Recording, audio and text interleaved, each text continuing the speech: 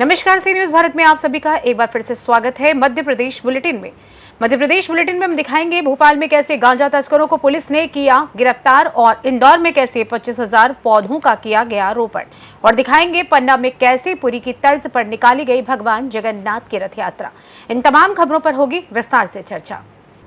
खबर भोपाल से, जहां भोपाल क्राइम ब्रांच द्वारा अवैध मादक पदार्थ के कारोबार में लिप्त गांजा तस्करों को पुलिस ने गिरफ्तार कर लिया है। आरोपियों के पास से कुल 13 किलो 300 ग्राम गांजा जब्त किया गया है, जिसकी कुल कीमत तकरीबन 2 लाख रुपए बताई जा रही है। बताया जा रहा है कि उड़ीसा से भोपाल या अवैध मादक पदार्थ लाया जा रहा था, जिसे पुलिस ने जब्त कर लिया है।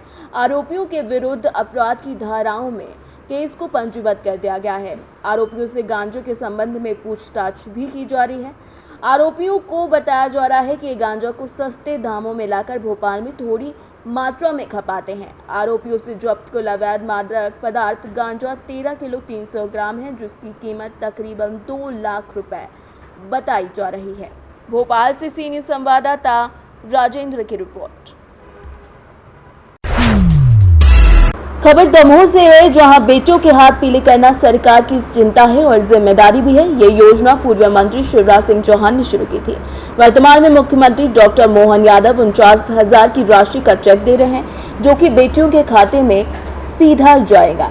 ये कहना है राज्य मंत्री स्वतंत्र प्रभार लखन पटेल का।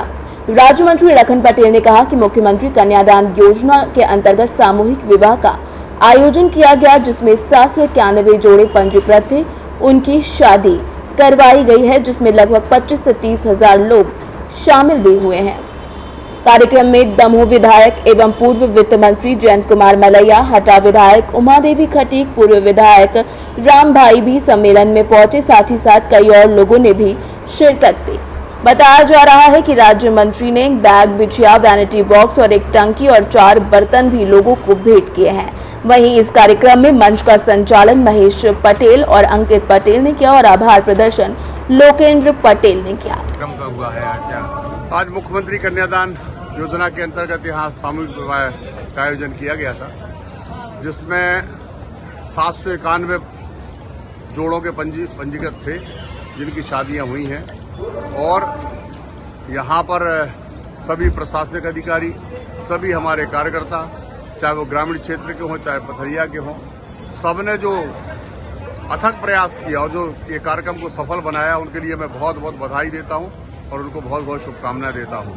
सारे, चाहे वो किसी भी विभाग के अधिकारी कर्मचारी हों, सारे लोग लगे रहे और सभी कार्यक्रम बहुत अच्छे तरीके से संपन्न हुआ, जिसमें लगभग मुझे अनुमानता है लोग बता रहे हैं 25 से 30,000 लोग शामिल हुए इस कार्यक्रम में, और बिना किसी बाधा के और संपन्न हुआ।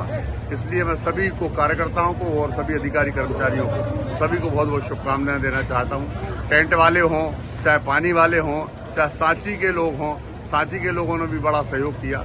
सबको बहुत मेरी ओर से बहुत बहुत शुभकामनाएं, बहुत बहुत। दमोह से सी न्यूज संवाददाता संतोष मोदी की रिपोर्ट।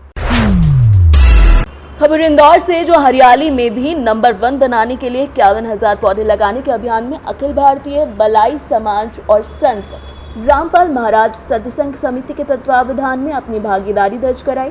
इसके लिए बलाई समाज ने एक पेड़ मां के नाम लगाने के लिए समाज बंधुओं को प्रेरित किया। अखिल भारतीय बलाई समाज की मेजबानी में आयोजित वृक्षारोपण अभियान के तहत 25,000 पौधों का रोपण किया गया है। 51 लाख पौधों का आश्री गणेश होने जा रहा है यहाँ पर अपने बीजासन टेकरी पर। क्या संदेश है भाई साहब? 51 लाख पौधों का शंखनाद होने जा रहा है। आज आप सभी साथियों के साथ में पहुँचने वाले हैं बीजासन। क्या संदेश है और क्या आपका यहाँ पर? पूरे देश को, पूरे शहर को, प्रदेश को मालूम है जी, एक पेड़ माँ के नाम, प्रकृति के प्रति जो जन जागरण आदरणीय मोदी जी एवं एक संकल्प हमारे इंदौर शहर की आन बान शान और मध्य प्रदेश के ऊर्जावान नेतृत्व आदरणीय भाई साहब श्री कैलाश जी विजयवर्गीय का एक संकल्प है 51 लाख पौधों का वृक्षारोपण करना, जिसका श्री गणेश आज से होने जा रहा है। उसी तारतम्य में, इसी श्रृंखला में आज संत रामपाल बाबा के समस्त अनुयायी सैकड़ों और हजारों की संख्या में हमारे गोपुर चौराहे पर एकत्रित हुए हैं और यहाँ से हजारों की संख्या में ये सब एकत्रित होकर बीजासन टेकरी पर जाएंगे और बीजासन टेकरी के पास में BSF परिसर है, वहाँ पर पौधारोपण करेंगे। लगभग 10,000 से अधिक संख्या में ये अनुयायी यहाँ पर उपस्थित हुए हैं और ये सभी अनुयायी प्रकृति प्रेमी हैं, प्रकृति के पूजक हैं। जैसा कि माननीय कैलाश विजयवर्गीय जी द्वारा जो ये अभियान चलाया जा रहा है, प्रकृति चूँकि सबका संरक्षण करती है और अब प्रकृति ने जीवन भर मनुष्य को सब कुछ दिया, सांसें दी, जीवन दान दिया, छाया दी, पत्ते दिए, फल दिए, फूल दिए। अब प्रकृति को देने का समय आ गया है। तो प्रकृति को देने के लिए एक स्लोगन जो है साहब आदरणीय भाई साहब कैलाश जी ने बनाया है कि एक पेड़ माँ के नाम, अपने परिजनों के नाम, अपने पिता के नाम, अपनी माँ के नाम, और साथ ही ऑक्सीजन की हो रही है कमी है, इसलिए ये सब वृक्षारोपण होना चाहिए। प्रत्येक लोगों को मैं जन जागृति हेतु ये अभियान चलाया गया और आज यहाँ हजारों की संख्या में सभी समाज जन, अखिल भारतीय भलाई महासंघ और संत रामपाल बाबा अनुयायी भक्तगण सभी यहाँ पर उपस्थित हुए और ये सभी जो है पौधारोपण करने के लिए अभी विजासन की ओर प्रस्थान करेंगे। बहुत बहुत धन्यवाद। देश के यशस्वी प्रधानमंत्री जी ने कैलाश विजयवर्गीय जी की प्रशंसा की है, जो बेड़ा उन्होंने उठाया है, इसमें आप भी भागीदार हैं, क्या कहना चाहेंगे आप? जिस प्रकार सूरज अपना ताप सभी को समानता से प्रदान करता है, गर्मी समानता से प्रदान करता है, ऊर्जा समानता से प्रदान करता है, उसी प्रकार प्रकृति अपना यश, वैभव और उसकी कीर्ति और अपना जो भी सौंदर्य है वो सभी मनुष्यों को, सभी जीव जंतुओं को समानता से प्रदान करती है। ये बहुत ही गुण रहस्य की बात है जो आदरणीय भाई साहब श्री कैलाश जी विजयवर्गीय जी के नेतृत्व में ये पौधारोपण होने जा रहा है और उन्होंने इस गुण रहस्य को समझा और सभी जनमानस में जन जागृति है तो जन जागरण हेतु इस मुहिम को चलाया है। प्रकृति के प्रति अटूट प्रेम, अटूट श्रद्धा के साथ साथ आस्था जो है वो प्रत्येक व्यक्ति में होना चाहिए, ऐसा संकल्प माननीय श्री कैलाश जी विजयवर्गीय जी का है। उसी तारतम्य में आज हजारों लोगों की संख्या में यहाँ पर सभी लोग एकत्रित हुए और सभी लोग हजारों की संख्या में पौधे का रोपण करेंगे। हमारे सभी दर्शक ये जानना चाहते हैं भैया आपसे, क्या सूत्र रहता है जो मनोज भैया एक आदेश करते हैं, एक निवेदन समाज के तहत करते हैं और हजारों की संख्या यहाँ पर इकट्ठी हो जाती है? मनुष्य जीवन में प्रत्येक व्यक्ति के साथ कठिनाइयाँ, सुख और दुख लगे रहते हैं। तो सुख और दुख में यदि आप किसी भी पीड़ित, शोषित, वंचित, गरीब, मजदूर के साथ यदि खड़े हैं तो उनका दिल जीत लेते हैं। तो पैसे से कभी किसी का दिल नहीं जीता जाता है, उसके आत्मा को सुख, उसके दिल को सुकून तभी मिलता है जब आप उसके दुख में शरीक हो जाए, उसके कष्ट में शरीक हो जाए, उसकी पीड़ा में शरीक हो जाए। तो भगवान ने ऐसी नियति दे रखी है कि यदि कोई मुझे पुकारता है तो मैं अपने दल बल के साथ में शोषित की मदद करने, मजदूरों की मदद करने चले जाता हूँ और उसी का परिणाम है कि आज हजारों की संख्या में मेरे एक छोटे से निवेदन पे, छोटे से आग्रह पे हजारों की संख्या में सभी समाजजन और सभी भक्त अनुयायी संत शिरोमणि के सभी उपस्थित हुए हैं।